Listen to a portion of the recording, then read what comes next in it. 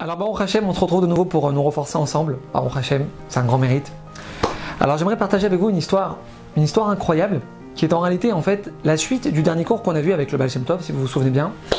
Et cette histoire, c'est le Rav Biderman, un très grand Rav en Israël, qui l'a raconté il y a quelques semaines. Et cette histoire, en fait, il a entendu de la personne qui a vécu elle-même cette histoire. Alors, cette personne avait d'énormes problèmes d'argent, et elle a dû emprunter des centaines de milliers de shkalim pour s'en sortir. Et en fait, elle avait plus de vie. Les huissiers à la maison, les créanciers qui la poursuivent du matin au soir, le téléphone qui sonne sans arrêt, une catastrophe. Cette personne, elle décide un matin de partir à la plage.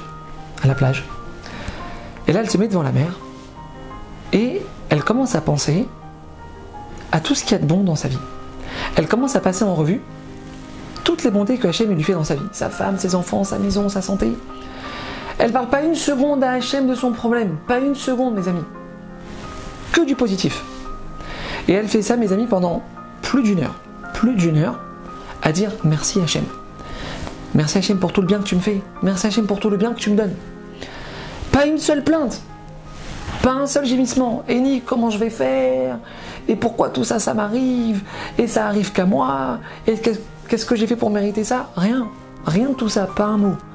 Juste merci Hachem. Le lendemain matin, mes amis, pas une semaine après,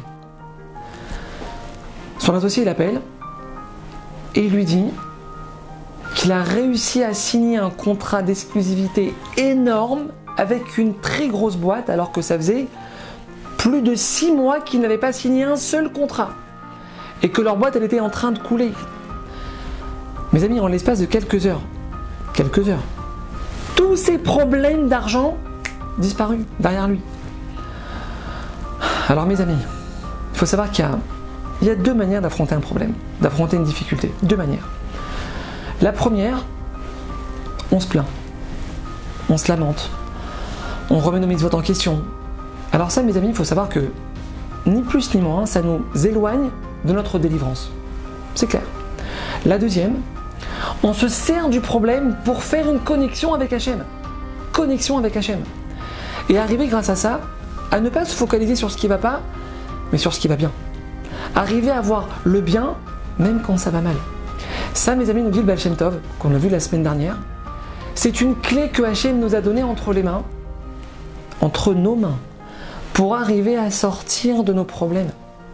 Alors, utilisons cette clé. À bientôt.